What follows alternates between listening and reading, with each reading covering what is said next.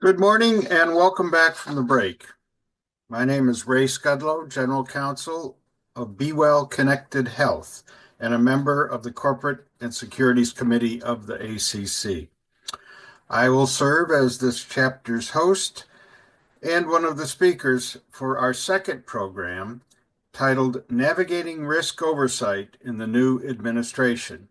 Key Considerations for Boards of Directors. This is brought to you by the ACC National Capital Region and our gold sponsor, Weil.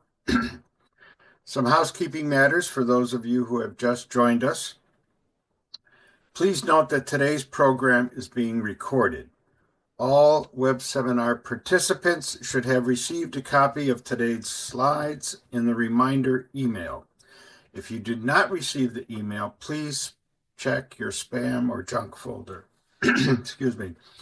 We will also place a copy of the slides in the chat box where you can download the slides directly. If you still need a copy, feel free to email Janine Wynn. If you've dialed into today's program by telephone, please note that you will not receive CLE credit. To be in compliance with the Virginia CLE rules, you will need to be logged in with your name and your company. If you have any trouble with the sound, please feel free to turn on the captions for a running transcript. Look for the tool to select captions at the bottom of your screen. This presentation will last approximately 60 minutes. You can queue up a question for us at any time during the presentation by using the chat box at the bottom of your screen. The panel will address your questions as time permits. However, to ensure that we have sufficient time for CLE content, we may need to hold questions. All remarks made by today's panelists are their own opinions and do not constitute legal advice or necessarily reflect the viewpoints of their company or firm or the ACC National Capital Region. So now it's my pleasure to introduce our panel for today's presentation. Ade Helliger is a partner of Weil's Governance, Securities and Disclosure Practice and a member of the firm's Sustainability and ESG Advisory Group. He's based in Washington, D.C., and regularly advises public and private companies on the full range of corporate governance, SEC reporting, compliance, and general corporate and securities matters. Caitlin Deskovich is a partner in Weil's Governance, Securities, and Disclosure Practice, as well as a member of the firm's Sustainability and ESG Advisory Group. She's based in Washington, D.C., and advises public and private companies and not-for-profit corporations and their boards of directors on a wide range of governance, disclosure, and compliance matters, including fiduciary duties, director independence, board leadership, and committee structures, governance structures, executive and director compensation, risk oversight, conflicts of interest, and related party transactions, cybersecurity, shareholder proposals, stakeholder governance, ESG, and other related matters. For myself, my bio's in the slides. I will just add that I'm proud to have been a partner at Weil for 13 years before my general counsel roles. So it's been 100 days. You'll hear a lot about all the things that have happened. There's only 1,361 days to go, so fasten your seatbelts and let's begin the presentation.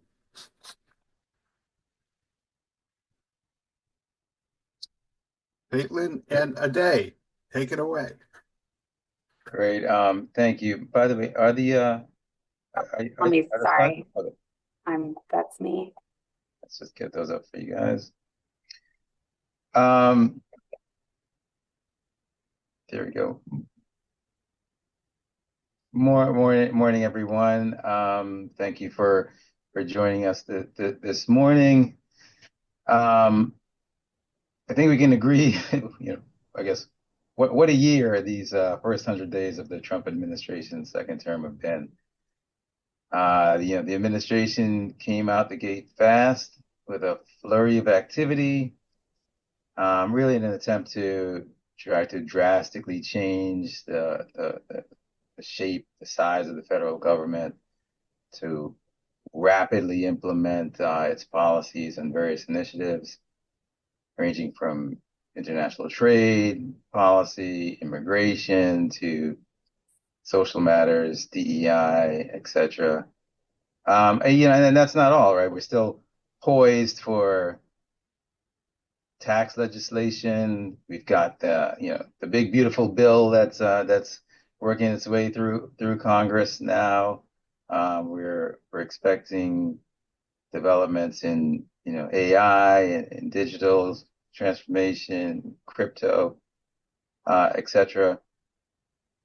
And then there's a slew of various executive orders that the administration has chosen as sort of as its weapon of choice to sort of quickly implement, a whole host and series of policy initiatives and agenda items and the like. So,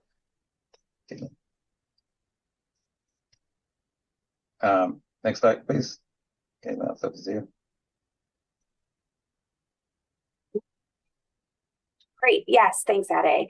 It really is. The headlines that we just showed really demonstrate the kind of the tumultuous start of the first 100 days of the administration. The rapid pace of change, the U.S. policies sent markets reeling, and it really sent companies and boards needing to deal with a lot of change really, really fast.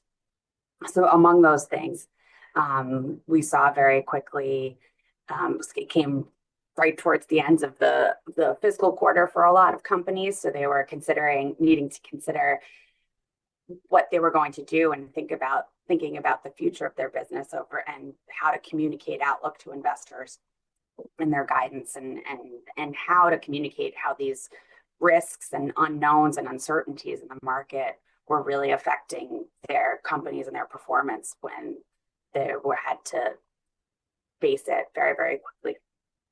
So this is just kind of an idea of all the many things that companies are dealing with right now in the first 100 days. And in our next section, through these policy changes, we understand how important it is to consider and understand the impact of what's happening in the marketplace and the impact of the priorities of the administration, and particularly how they relate to key trends that we've already been seeing in risk oversight, and how to really effectively help boards to navigate through this. So as we continue to lay the groundwork and set the scene, we're going to highlight several of these key areas before we get into the ways that the board can get a handle on these matters and what the GCs can do to support them. Yeah, and again, just kind of following what Caitlin was saying, I mean, there's just so much that's happening right now, whether you agree with the actions or you don't, whether you like the idea of shaking up government, shaking up the status quo, or you don't. I think we can all agree that it's a bit of a turbulent time, and there's a lot of information flying at us. So, kind of as Caitlin was saying, I mean, trying to cover everything and prepare for everything. It's really like, drinking from a fire hose. There's just so much information that's coming at you. So our goal here today is really sort of just laying out, sort of our approach and the recommended approach that we're guiding clients towards, which is, let's not focus on the day-to-day headlines. I think yesterday was reopening Alcatraz, but let's instead focus on like the key policy aims of the administration. What's the administration trying to accomplish, like on a higher, just on a higher level? What are their aims? Where are their points of interest? Let's focus on those sort of broader strokes as opposed to the daily sort of deluge, and then establish frameworks and to create an informed board, an agile board around those, addressing those key themes and areas of focus. And we're going to go through a couple that we think right, affect most companies, or sort of broadest group of companies. And then again, as you kind of step back and you look at, like, okay, what's really the administration trying to accomplish? You do see some themes that emerge, right? There's certainly the eliminating fraud, waste, and abuse. There's smaller government, deregulation, trade and tariff policies, energy, environmental, labor, immigration, kind of just to name a few. So, we're proposing focusing on sort of these broader key areas, and then we can best sort of lay out how to address those aims and those goals, and how and sort of analyze how and they affect your particular company. And the first one here, this really is what we're speaking to here is looking at, like, what will the SEC under a Trump administration look like? Chair Gensler, I'm sorry, the former Chair Gensler had a view, under the Biden administration, had a view on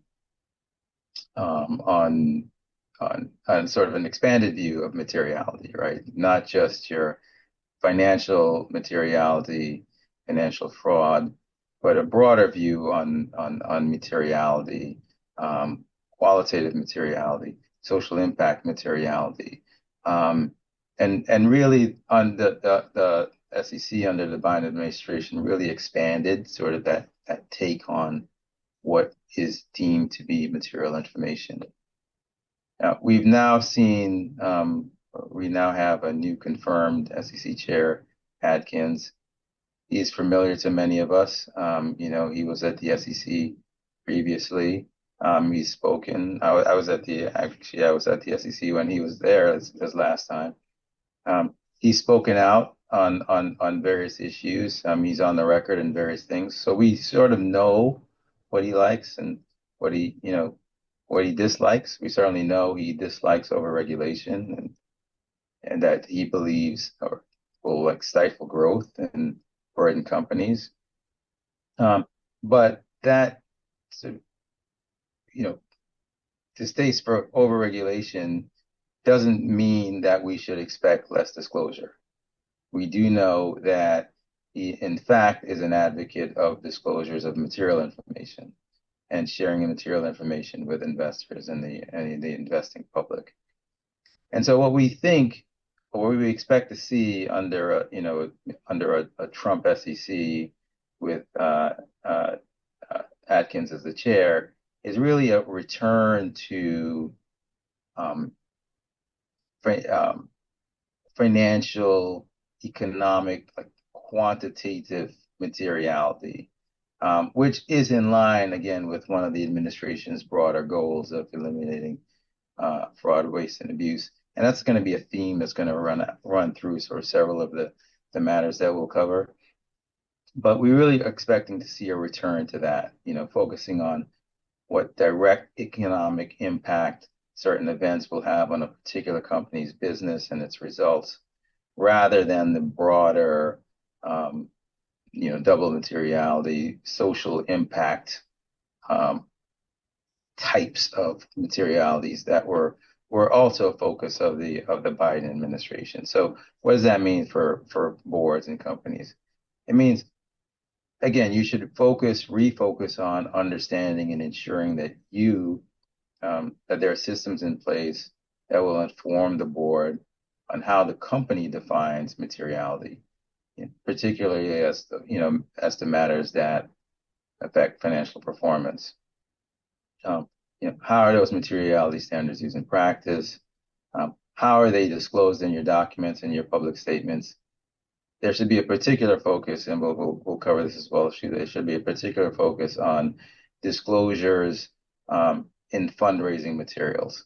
That is we expect that to be, and those disclosures to be a particular, a particular import under the Trump administration. Again, going to the theme of uncovering fraud, waste, and abuse. And next slide, please. Okay. Thanks. Artificial intelligence. This is certainly it's a hot topic nowadays. It certainly is a priority of this administration. We know that the current administration is focused on promoting the development of innovative AI technology in the United States. This is demonstrated by the fact that they signed into one of the many executive orders. The day one executive orders, they signed in executive order 14179, removing barriers to American leadership in artificial intelligence, on January 23rd, so just days after the inauguration. And that executive order indicates that it's going to be the policy of the United States to sustain and enhance America's global dominance, and will revoke certain existing policies and directives that act as barriers to American innovation. So AI is a critical focus of the administration. Enhancing AI development in the U.S. is a critical focus of the administration. And if we could pop to the next slide.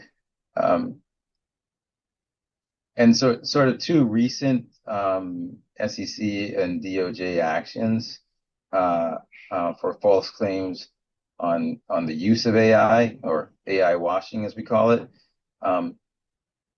can best be understood in that context, right, of the administration's current focus on promoting AI in the U.S.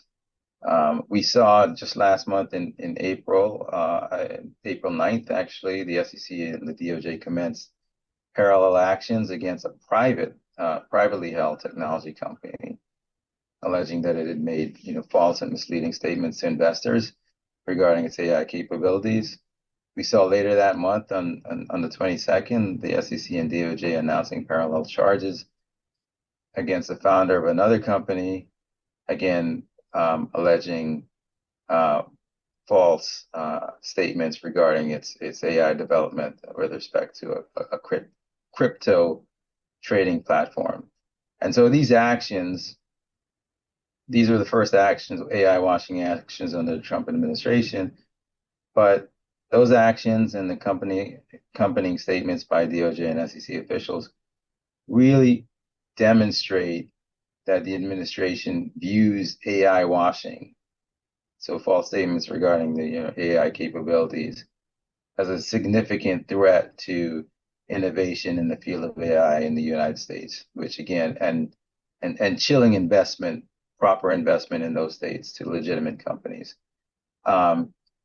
So we really expect the administration and particularly the SEC and DOJ, and again, this is not just public companies, but private companies as well, to really scrutinize any AI-related disclosures that companies make.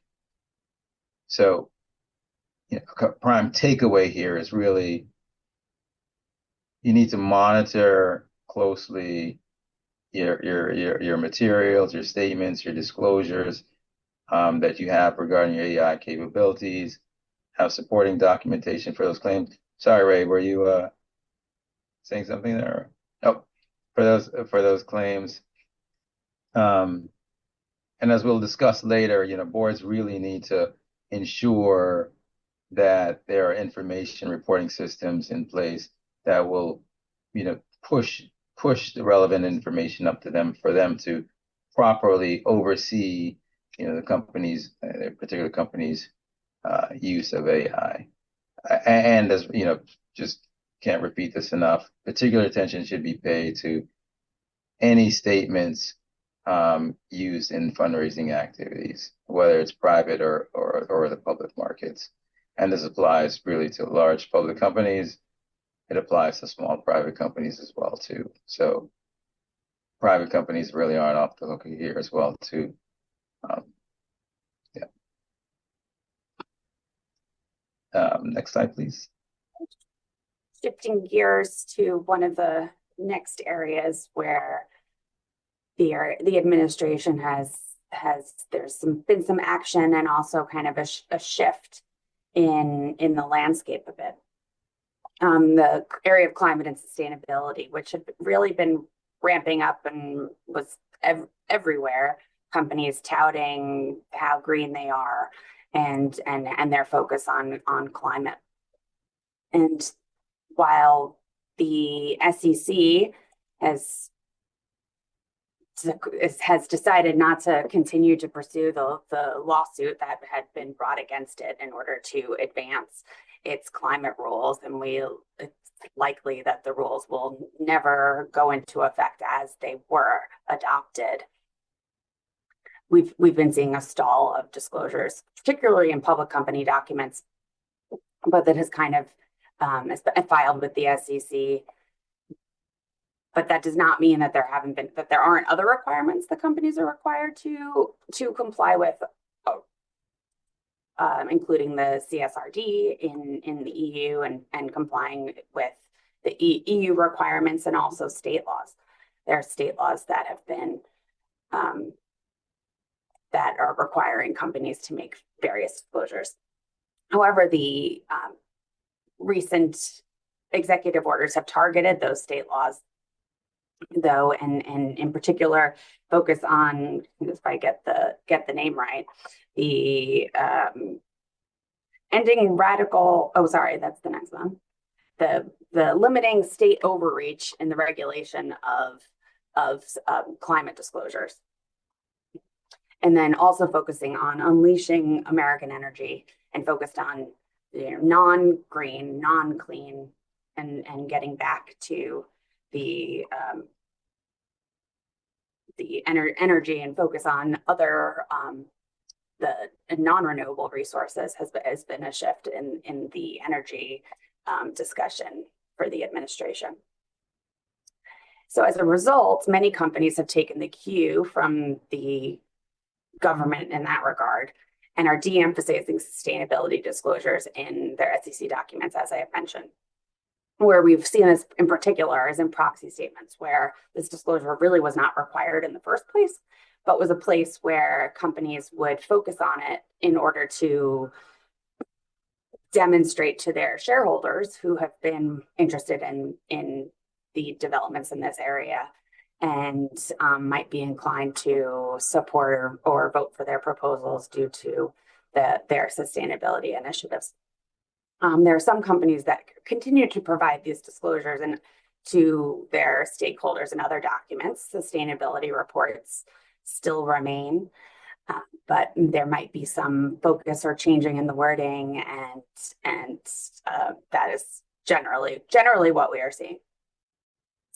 Regardless of the level of sustainability disclosure that companies are providing, what's critical is for those disclosures to be accurate and supportable, to avoid costly litigation and focus on or unnecessary focus on certain aspects that really cannot be supported. And that means too making sure that there's are appropriate controls, including reports up to the board about what you are highlighting in your external disclosures.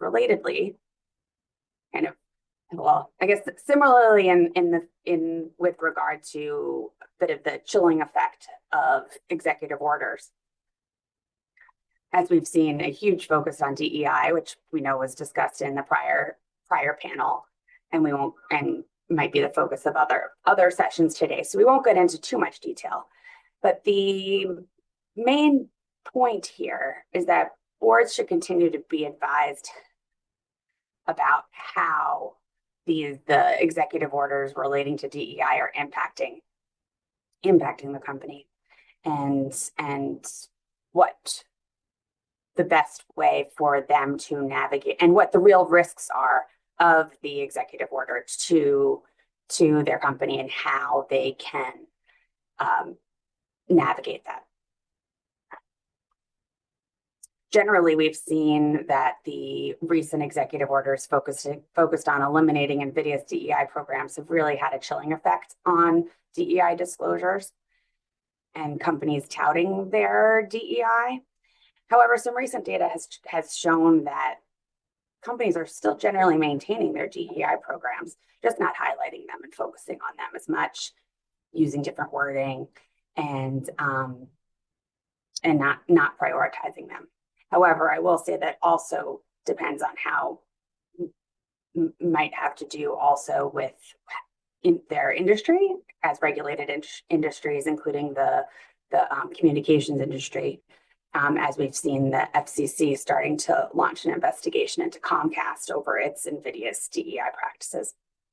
So that's something to continue to monitor and be focused on and updating your board.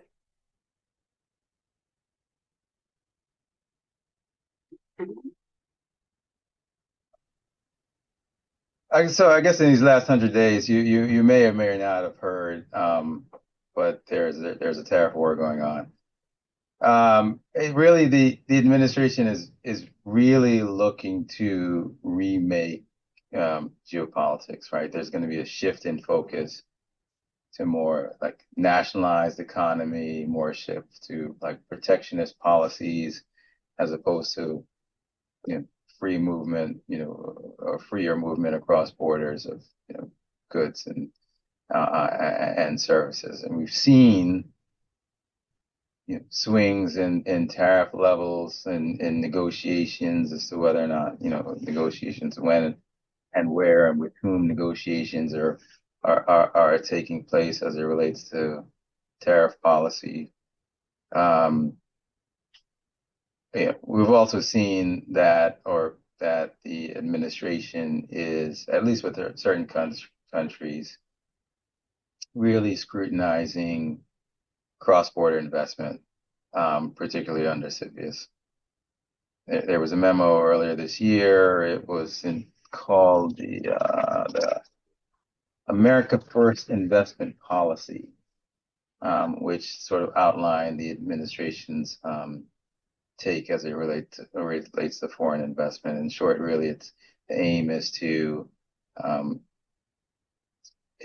make investment into and buy U.S. allies easier, and then simultaneously make investment into and buy U.S. adversaries more difficult. So I guess the combination of that and these two things, there really is on a daily basis. There's been some information regarding kind of maybe we don't know necessarily where tariffs in particular countries will stand, how long they will stand, what levels they'll be, how long that will change. And there are a lot of companies that are dealing with this is a top priority for them. They've got supply chain issues to sort out. They've got adjustments to make regarding on where these tariffs land. We do have one client who basically says, we locally manufacture everything, so tariffs mean nothing to us, and that's great for them. I don't know if many companies have that luxury. So for everyone else, there's a lot to kind of cover, and a lot of information to take in and shifting information to take in. And so our advice to boards who have to take into account those considerations, or boards of management teams who have to take into account those considerations. Again, it's really to kind of step back, try to understand what the bigger picture, the bigger goals are here, and then ask certain questions. The first one being, I guess, before you get to the first question, the first thing is boards need to realize realize that under the current circumstances, the management teams in charge with analyzing, determining the effects of various tariff policies are probably struggling at the moment, right? They're probably not doing, in-depth analyses and, stress tests and the like, right? Right now they're just trying to get a handle on what's happening and where things stand right now and where the levels are. So there's probably not analyses, there's probably not sufficient analyses that's actually taking place at the management level to really get their hands around um, what all of this means to a company and its operations and supply chain and the like. So I think the first step is to recognize that that may in fact be the case. And then relating to that, I think the first question that boards should be asking is, again, do we have, or have we provided management with the sufficient resources that it will need in order to really truly analyze and assess the impact of various tariff policies on our operations? And if we don't, what do we need and how can we get them resourced quickly? Because if we don't have that in place, they're not going to be able to then inform the board and make recommendations to the board and assist the board in its oversight in this space. So really that first question is, do we have a properly resourced management?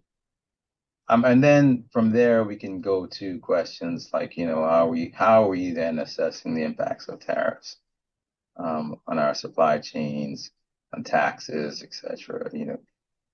Do we have a sufficient understanding of the costs that are involved here? Are we doing scenario analyses to aid in decision making? Is that one lucky client, is reshoring manufacturing or shifting manufacturing to other regions? Is that possible? Can that be done quickly? What are the associated risks with that? What are our risk mitigation strategies with respect to changing tariff policies? How are we managing cross-border investments, particularly as it relates to the CFIUS scrutiny that I mentioned? So again, our view is to you really kind of have to step back as a board, and ask these higher level questions, right? Get the conversation going in the right way, but it starts with making sure you've got a properly resourced management team. On the next slide, we wanted to mention FCPA. We realized that the DOJ under the Trump administration has temporarily paused FCPA enforcement.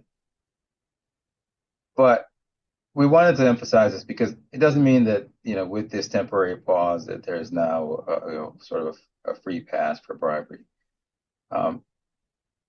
Most local, state, international laws actually prohibit bribery. So there's still that to deal with. But importantly, if not more importantly, the statute of limitations for FCPA violations will extend. So for actions that you take now, extend beyond the term of the current administration. So it's very, it's possible that a new administration could come in and lift that pause. And so any actions that are taken now could be viewed and subject to subject to scrutiny and potential violations. So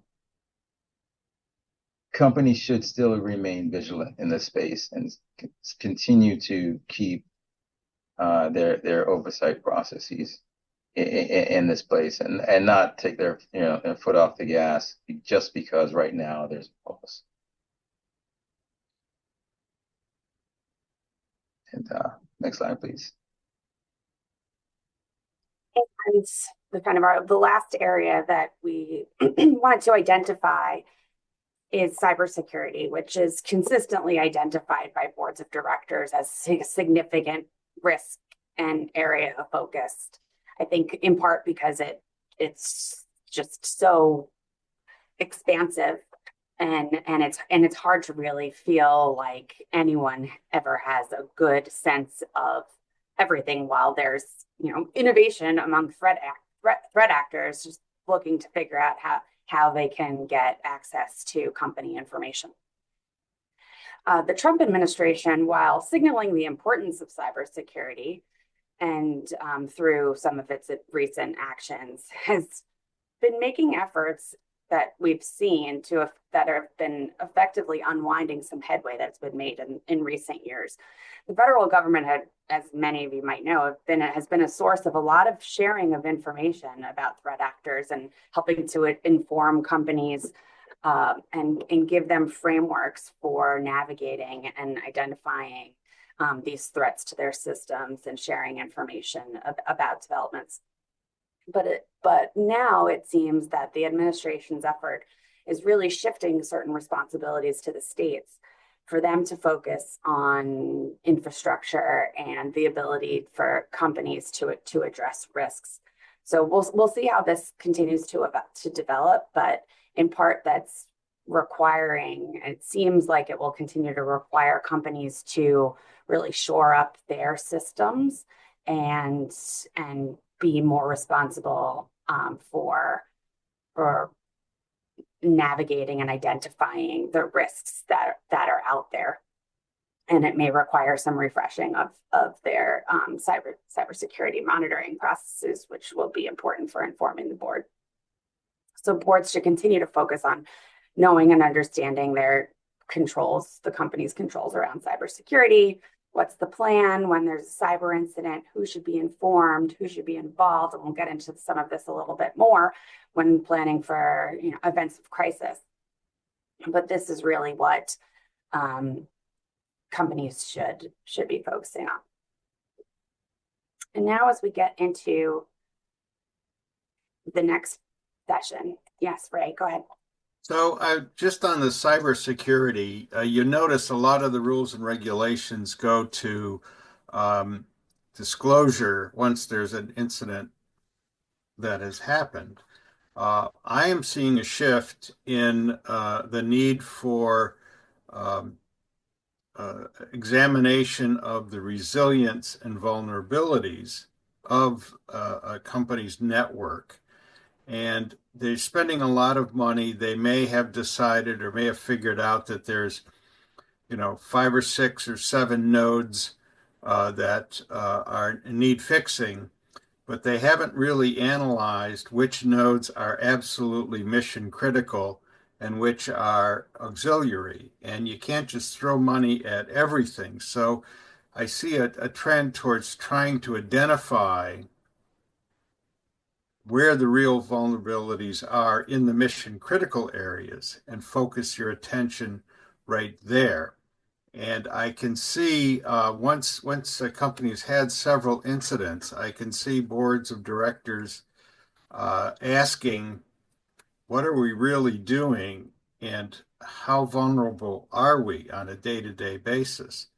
So that's a technological effort, but it's also a shift in focus from controls and, dealing with incidents rather than creating a truly resilient network. Yeah, that's a very good point.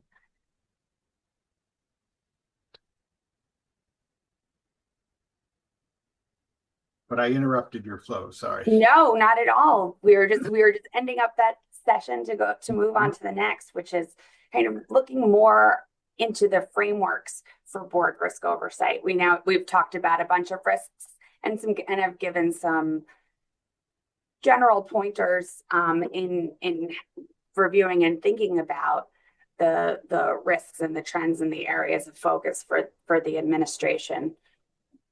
But really, given the complex environment that boards are managing through. There's the lots of risks, as we just discussed, only some of the most important ones that seem to be emerging. Stakeholders are also focused on how companies are communicating and navigating and are really looking to see how their boards can be agile in really dealing with what is going on.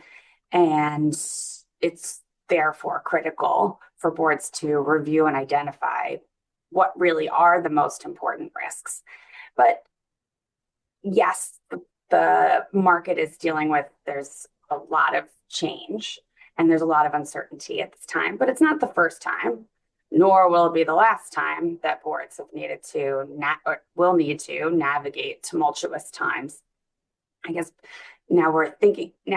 as we think about more of a generalized framework for boards to address and consider risks, just before we launch into it, are there any other, Ray, I know we were talking about this as we prepared. Are there any times in history or other times that you could point to that seems similar to what we're dealing with? Yes, so there's different ways that events can hit you.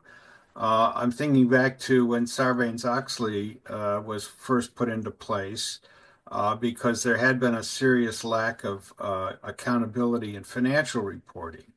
And general counsels, I was at Weil at the time. General counsels have to worry about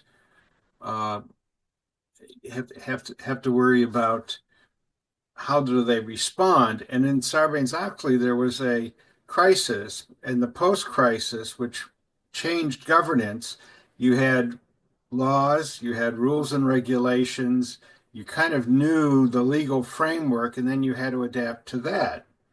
So you contrast that with the financial crisis, for example. There were laws in place, you knew the laws, you knew the regulations, but the environment was chaotic, but you had at least the touchstone. And the challenging thing right now is that not only are things in the market and the economy totally chaotic, but the state of the rules and regulations are constantly changing. Uh, Executive orders right and left are being stayed, are being held unconstitutional. Uh, you really got a double whammy in terms of trying to advise the boards. But the real key is, how do you engender resilience? And resilience takes, as you're pointing out right here, a serious focus on having a process to react, not only act, but react to the changing environment. Yes, and that process too is designed, just to mention get it to the legal framework. Boards have their fiduciary duties to the company and to their shareholders. So these processes are also really designed to help mitigate director liability, which we have some slides on in the annex of our materials for if you want to take a look. We won't have time today to get into them, but that's really the backdrop for what we're talking about too, and how boards are overseeing risk, setting up their framework, and delegating responsibility to committees in furtherance of fulfilling their fiduciary duties amid all of these pressures, which we'll just kind of flash through briefly. But amid all of these pressures that both management and boards are dealing with every day, with this from various stakeholders, from employees to vendors to the markets to various industry standards, and plus everything that's going on in the landscape. So now getting to how we focus on creating this dynamic board, Ade. Yeah, so I mean, again, as Ray mentioned, as Caitlin mentioned as well too, we are in a complex risk environment. We do have shifting regulatory landscape nationally and internationally. There's a lot happening, right? There's a lot for as it relates to oversight responsibilities for boards, it has become, a lot more fraught. And however, boards can't say, simply say like, hey, look, we can't keep up um, as relief for, fulfilling its oversight fiduciary duty responsibilities. And it's a lot. So I think for us, right, again, what we are focusing on, and Ray tipped this off, what we're focusing on is, how do we create that resilient board, that agile board, a dynamic board? How do we implement a framework that will allow a board to, be properly informed, be able to, to absorb information or at least receive the most relevant information in order to fulfill its fiduciary duties, be able to pivot as needed in these changing environments. And for that, we look to, what we've summarized here. These are the factors that we look at, that we consider, the specific drivers we consider for creating that, that dynamic board. And of course, specific drivers, that a particular company may implement. These are going to be company specific. Going to relate to matters such as like the particular company's board composition, and, its business, etc. But we think if you kind of, take these factors as a whole and then apply them, weighted as needed for your particular company, you should be able to then establish that framework that will allow for like a dynamic, agile board. So just kind of ticking through a couple of them quickly. It starts with direct education. As we mentioned, boards now have to tackle an influx of information, policy regulations, changes, and the like. And these regulatory and changing complexities are not going to be an excuse for proper board level governance and oversight. So you have to really put processes and policies in place that are going to facilitate board education, whether it's, recruiting various speakers, whether from management or from outside, dedicating time on the board's agenda for those presentations, for those updates. We need to make sure that the board is properly educated and properly informed in order to deal with and assess and fulfill its oversight responsibilities. We need to establish sort of the clear goals, differing goals for the board level, and management at the management level, right? So management properly resourced, as we said previously, it's going to look to the legal and compliance matters, supervision of key risks, operational leadership, etc. The board, alternatively, properly informed, is going to look to monitoring, risk management, policy formation, strategic decision making, based on the information that, again, it receives from management, that's pushed up from management.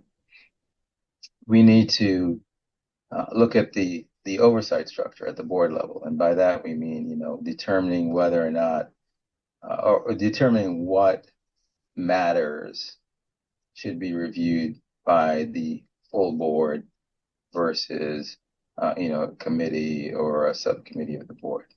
And if there's one that's particularly suited for, that particular matter.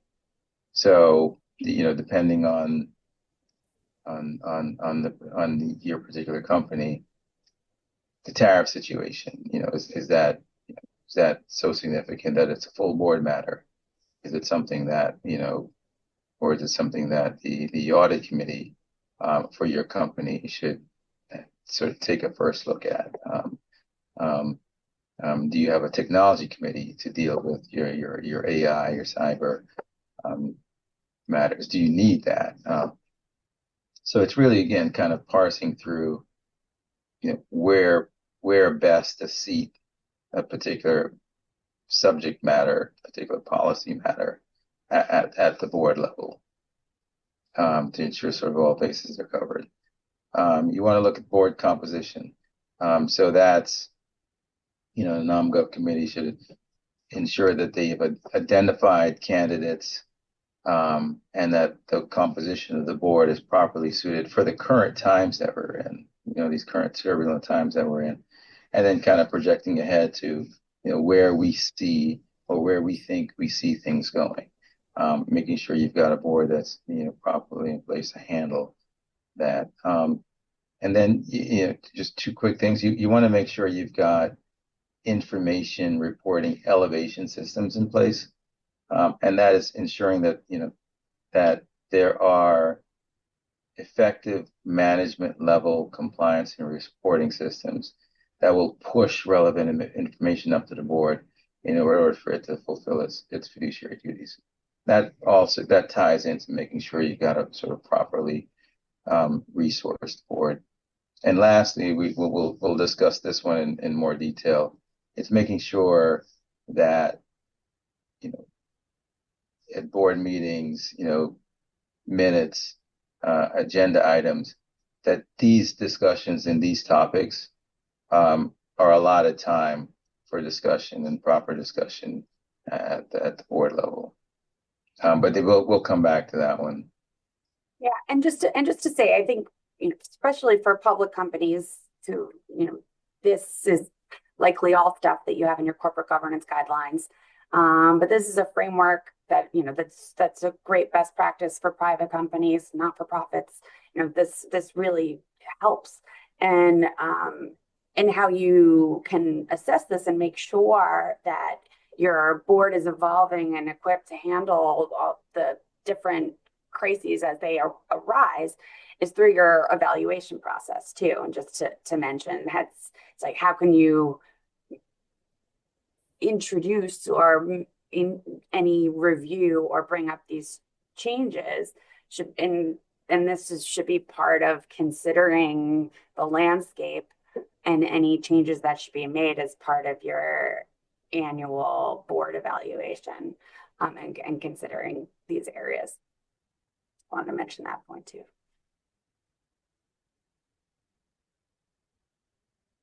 I think we'll only spend a second on this. Like, I think, again, this is just more of a reminder that, look, we've got sort of a shifting regulatory landscape. Compliance is complex. Risk management is going to be complex. It's going to be nuanced. It's going to, it's going to really, there's a lot. And there's sort of a lot to keep track of. But again, I think if you kind of go back to and you think about the framework that we are recommending, and also take into account again our theory of our approach, which is kind of stepping back from sort of the day-to-day deluge and really focusing on these high priority policy matters, these broader policy strokes of the administration, and then zoning in from there on how these particular issues, policy matters may affect your business. You see sort of that as the best way to sort of navigate, all these like shifting complexities and regulatory complexities and risks that we're seeing sort of in the times that we're in.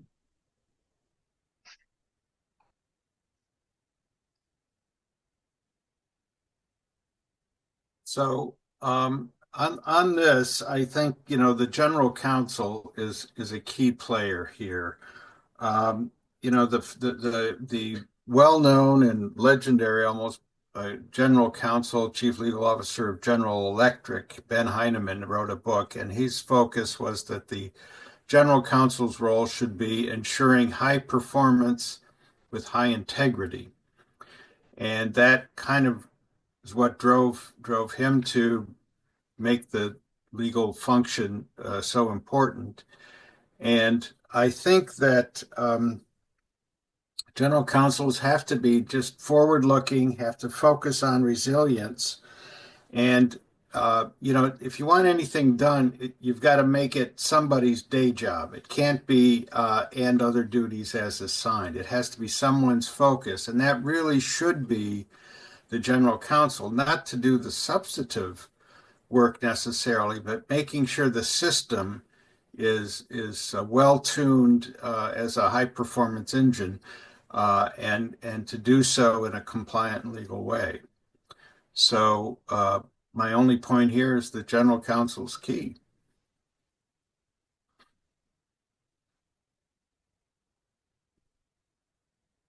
Yeah, I mean, I think given the general counsel's vantage point, to Ray's point, like, you're where the general counsel sits and, between these various like functional areas, that legal touches, management, compliance, operations, you know, reporting up to the board. GC is uniquely positioned really to help the organization manage risk and ensure that you've got a properly informed board.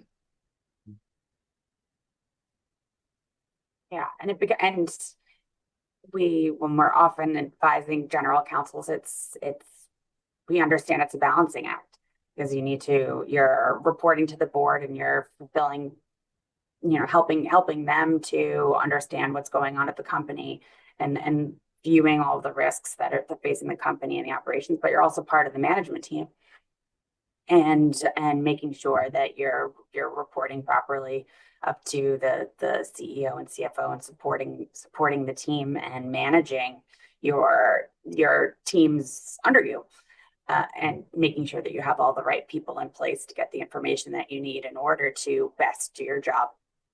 So that is certainly a challenge, but as far as supporting this board risk oversight, it's really understanding all of these things and bringing them together.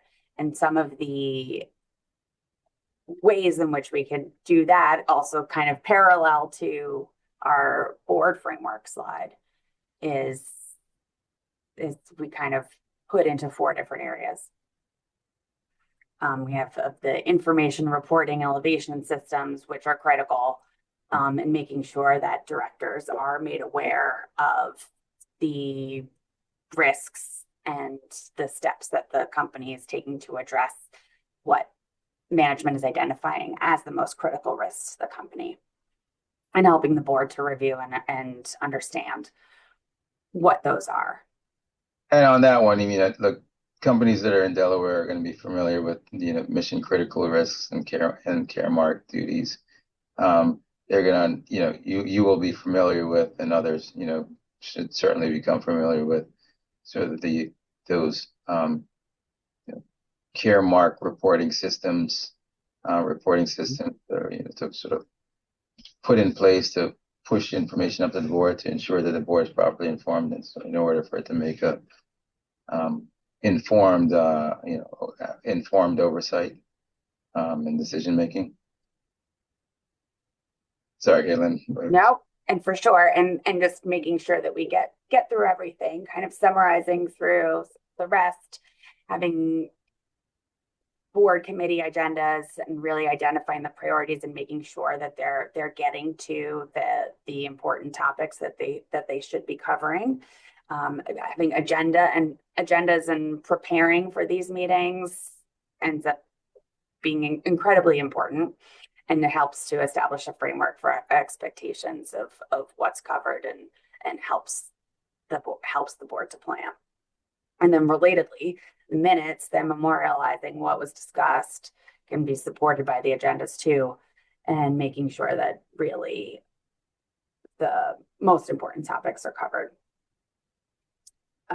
And then also materials, providing them sufficiently in advance, making sure that they're highlighting the most important information, not going into too much detail, but really providing what's necessary now, so as to not overload, but make sure that the board does have all the information that they need to properly oversee the company.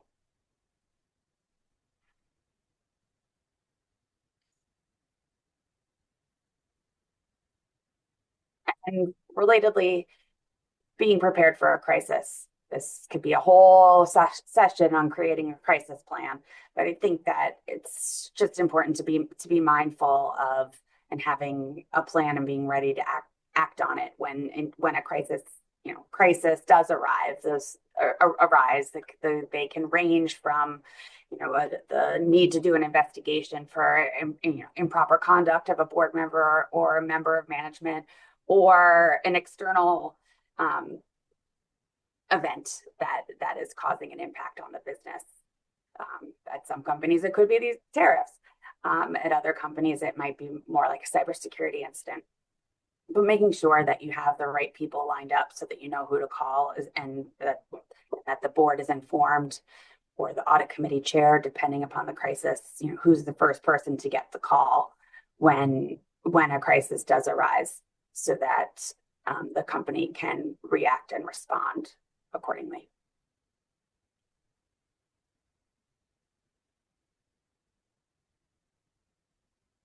And hand in hand with sort of the crisis management, which could be its own